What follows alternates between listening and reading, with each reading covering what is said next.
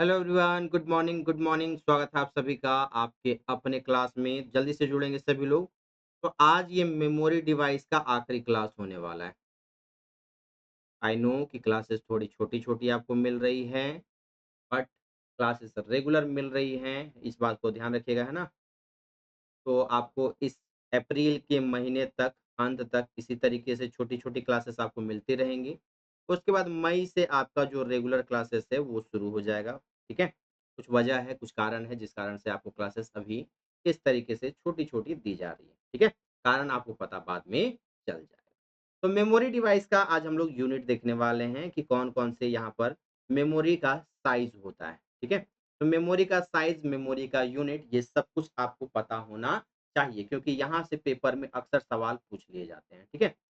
तो आपको पता है कि कंप्यूटर के मेमोरी में कंप्यूटर का जो टर्म है, जो भाषा कंप्यूटर को समझ में आती है, वो केवल और केवल 0 और 1 समझ में आता है। कंप्यूटर जो डेटा स्टोर करके रखता है, वो 0 और 1 के फॉर्म में ही रखता है। कंप्यूटर जानकारी केवल 0 और 1 के फॉर्म में ही स्टोर करके रखता है। इस 0 को भी बिट कहा जाता है। इस 1 को भी बिट कहा जाता है। क्या कहा जाता है? बिट के नाम से जाना जाता है। तो एक आपसे पूछा जाएगा, एक बिट का मतलब क्या होता है? तो ऑप्शन में दिया हुआ रहेगा 0 या 1, 0 और 1 नहीं, 0 या 1, क्योंकि एक बिट में या तो 0 हो सकता है या तो 1 हो सकता है, इसके अलावा कुछ भी नहीं होता है। तो सिंगल डिजिट को 1 बिट के नाम से जाना जाता है। बिट का मतलब क्या होता है? इसे पूरा नाम क्या दिया गया है? इसे बाइनरी डिजिट कहा जाता है। क्या कहा जाता है? बाइनरी डिजिट के नाम से इसको जाना जाता है। बिट का पूरा नाम क्या है? बाइनरी डिजिट, ठीक है? तो कंप्यूटर जो भाषा यूज़ करती है, जो डेटा स्टोर करती है, वो बाइनरी डिजिट के फॉर्म में करती है। तो यहाँ पे आपको कॉन्सेप्ट समझना होगा कि 0 या 1 को बिट कहा जाता है। जब ये 4 बार मिलता है या 4 बार कौन-सा हो सकता है? 4 0 हो सकता है, 4 1 हो सकता है, 1 0 1 0 हो सकता है, 0 0 1 0, यानी कुल मिला के जब 4 बार ये लोग मिलेगा, चाहे 1 1 हो, 1 0 हो, 0 0 हो, कुछ भी हो, जब ये 4 बिट मिलते हैं, 4 0 1 4 1 1 या कुछ भी 4 बिट मिलता है, तो इसे सर एक निबल के नाम से जाना जाता है। क्या कहते हैं इसे? एक निबल के नाम से जाना जाता है। ठीक? तो जब ये एक निबल हो रहा है, तो जब इसको हम 2 गुना कर देंगे, ठीक है? जब इसे हम 4 बिट को एक निबल कहा जाता है, तो 8 बिट को क्या कहा जाएगा? तो कहेंगे सर 2 निबल कह देंगे इसे, 8 बिट कह दे रहे हैं तो 2 निबल कहेंगे और इस 2 निबल को या 8 बिट को 1 बाइट कहा जाता है। क्या कहा जाता है? 1 बाइट के नाम से जाना जाता है। 8 बिट कहें, 2 निबल कहें या 1 बाइट के नाम से जानते हैं। तो यहाँ पे एक चीज़ और आपको याद रखना है कि 2 निबल बराबर कितना दिया है सर? तो 1 बाइट दिया है। तो याद रखिएगा 1 निबल बराबर कितना होगा?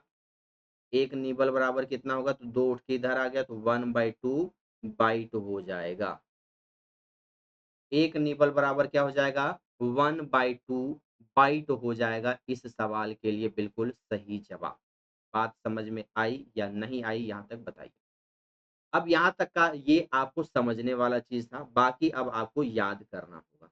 बाकी अब आपको याद करना होगा। अब यहाँ पे क्या याद रखना है, तो आपका 1 बाइट हो गया। जब 1024 बाइट मिलता है, तो ये क्या बनता है? तो 1 केबी बनता है। ठीक है?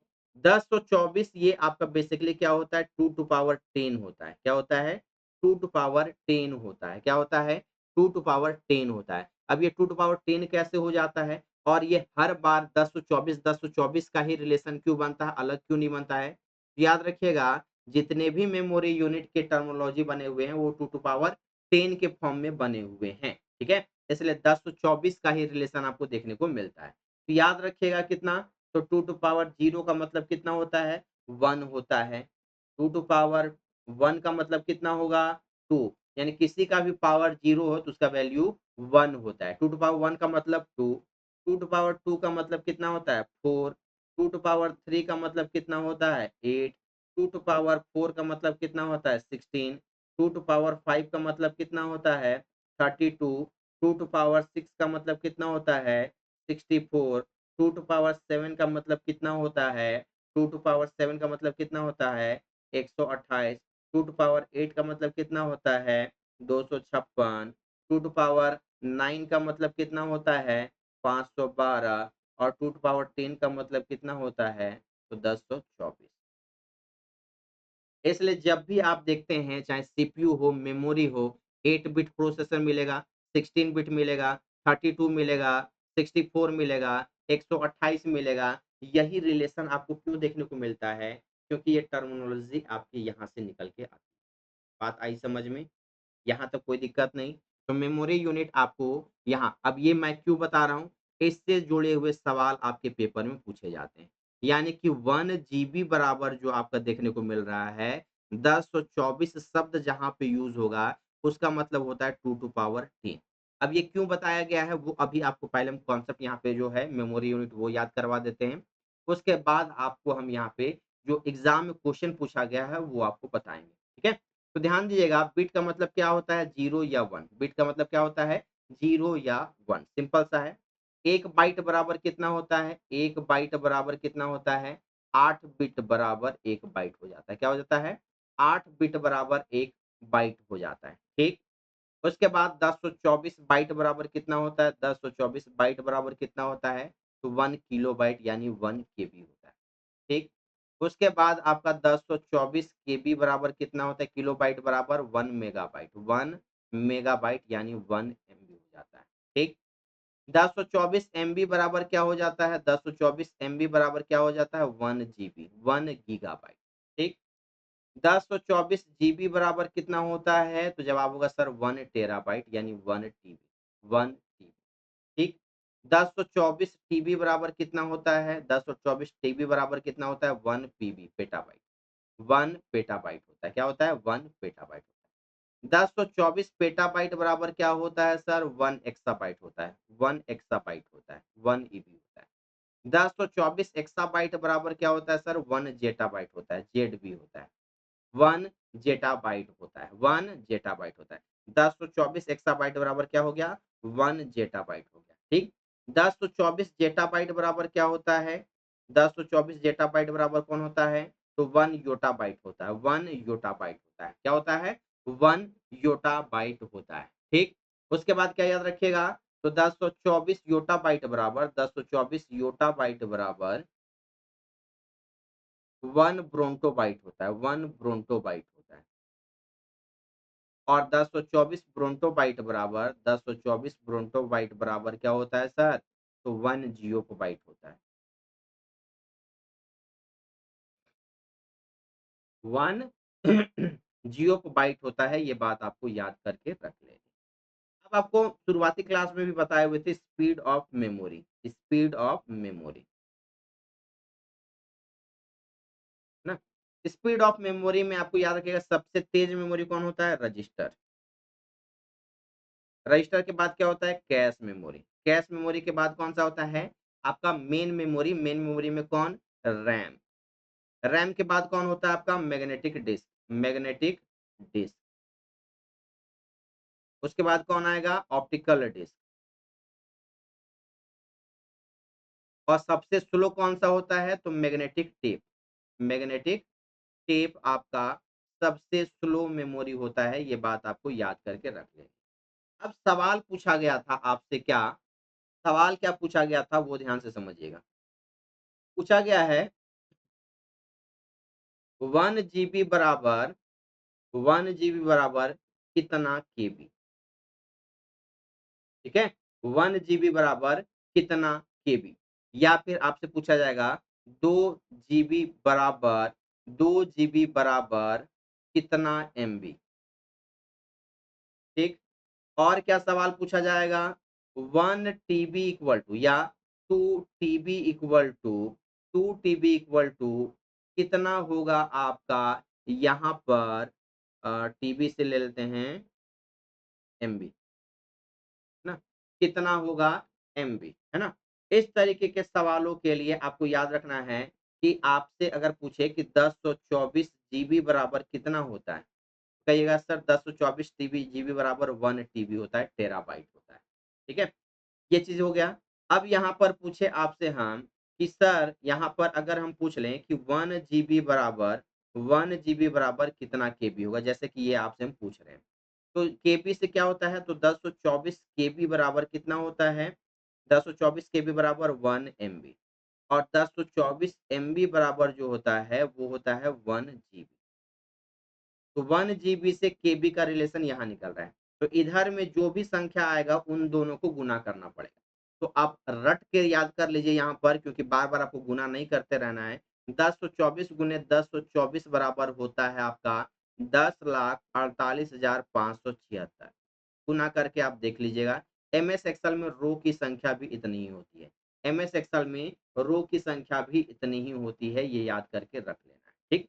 अब यहाँ पे सवाल पूछा गया है 1 जीबी बराबर कितना केबी होगा? तो जवाब कितना होगा? 10,48,576 आपका क्या होगा? केबी होगा। 2 जीबी बराबर कितना एमबी? ठीक है? तो आपको यहाँ से शुरू करना है, ध्यान दीजिएगा, यहाँ से शुरू करना है, निकालने का तरीका है ना, यहाँ से। तो 1024 एमबी बराबर कितना होता है? 1 जीबी होता है। पूछ रहा है 2 जीबी ना, तो 2 इधर से गुना कर दीजिए, 2 इधर से गुना कर दीजिए। कितना हो गया? 2048 एमबी हो गया। कितना हो गया? 2048 एमबी हो गया। ठीक? आगे यहाँ पे क्या पूछ रहा है? 2 टीबी बराबर कितना एमबी होगा? शुरू यहाँ से करना है ना, तो कैसे लिखिएगा? 1024 एमबी बराबर कितना होता है सर? 1 जीबी होता है। फिर 1024 जीबी बराबर कितना होता है सर? 1 टीबी होता है, 1 टीबी होता है। यानी ये 2 संख्या हो गया, और यहाँ पे 2 में गुना कर देना है। 2 यहाँ पे गुना करेंगे तो 2 यहाँ पे गुना कर देंगे। 2 इंटू 1024 गुने 1024। तो इन दोनों को गुना करेंगे तो कितना होगा? 10,48,576 हो जाएगा। अब 2 से गुना कर दीजिए। 6 दूनी 12, 7 दूनी 14, 1 15 के 5, 5 दूनी 10, 1 11 के 1, 8 दूनी 16, 1 17 के 7, 4 दूनी 8 और 1 9, यहाँ पर 0 और यहाँ पर 2, है ना? ये हमारा कितना हो गया? एमबी में आ जाता है, यानी 2 टीबी बराबर इतना एमबी हमारा होगा। ठीक है? बात आई समझ में या नहीं आई, एक बार बता दीजिए जल्दी से। कॉन्सेप्ट क्लियर है? आगे यहाँ पे समझिए, आगे का यहाँ पे समझिए। क्या दे रहे हैं यहाँ पे सवाल? 1 केबी बराबर कितना बिट होगा? 1 केबी बराबर कितना बिट होगा? उसके बाद 1 बाइट बराबर 1 बाइट बराबर कितना बिट होगा? ठीक? अगला सवाल है यहाँ पे आपका 1 एमबी बराबर कितना बिट होगा? है ना? तो चलिए सबसे पहले ये लिखे हैं तो लिखते हैं। अब बिट में पता है 8 बिट बराबर क्या होता है सर आपका? तो 1 बाइट होता है। ठीक? 1024 बाइट बराबर क्या होता है सर? तो जवाब होगा सर 1 केबी होता है। रिलेशन निकल के आ गया, इन दोनों को गुना कर दीजिए। 8 चौके 32 के 2, 8 दूनी 16, 16 और 3 19, बचा 1, यहाँ पे 0 1 आ गया, और यहाँ पे कितना हो गया? 8 हो गया। 81 92 क्या हो गया? बिट हो गया। यहाँ पर क्या हो जाएगा? 8 बिट बराबर कितना होता है? 1 बाइट होता है। सिंपल सा हम लिख दिए। यहाँ पर क्या रूल निकालेंगे? तो 8 बिट बराबर कितना होता है? 1 बाइट होता है। ठीक? 1024 बाइट बराबर कितना होता है? 1 केबी होता है, और 1024 केबी बराबर कितना होता है? 1 एमबी होता है। इन दोनों को गुना कीजिए, 10,48,576 गुने 8 कर दीजिए, आपका जो जवाब आएगा वो निकल के आ जाएगा। ये सिंपल सा रूल है निकालने का। जो भी क्वेश्चन मार्क में होगा वहां से शुरू करना है, और कहाँ तक पहुंचना है? जो आपसे पूछा गया है, जो आपसे पूछा गया है वहां तक आपको निकालना पड़ेगा। इसके बाद एक और तरीका है एग्जाम में पूछने का, क्या कि 1 टीबी बराबर 1 टीबी बराबर कितना केबी? ठीक? दूसरा सवाल आपसे पूछ लेगा 1 जीबी बराबर कितना आपका होगा बिट? ठीक? तीसरा सवाल ले लेते हैं 1 पेटाबाइट बराबर कितना एमबी? ऑप्शन यहाँ पे हम आपको दे दे रहे हैं। ए में क्या दे दे रहे हैं? 2 टू पावर 20, बी में है आपका 2 टू पावर 23, सी में दे दे रहे हैं 2 टू पावर 30, डी में आपको दे दे रहे हैं 2 टू पावर 40। ठीक है? इस तरीके से हो सकता है ऑप्शन आगे पीछे भी आ जाए, कोई दिक्कत नहीं। शुरू आपको कहाँ से करना है? यहीं से करना है। तो 1024 केबी बराबर कितना होता है? 1 एमबी। 1024 एमबी बराबर कितना होता है? 1 जीबी। 1024 जीबी बराबर कितना होता है? 1 टीबी। रिलेशन निकल के आ गया है। केबी और एमबी यहाँ पे आ चुका है। तो 1024 को क्या लिखते हैं? 2 to power 10, 2 to power 10, 2 to power 10, ये भी 2 टू पावर 10, ये भी 2 टू पावर 10। जब आपका गुना में करते हैं तो पावर हमेशा जुड़ता है, तो क्या हो जाएगा? 2 टू पावर 30, 2 टू पावर 30। इसका जवाब निकल के आ गया। यहाँ से निकालते हैं रिलेशन। बिट क्या कह रहा है?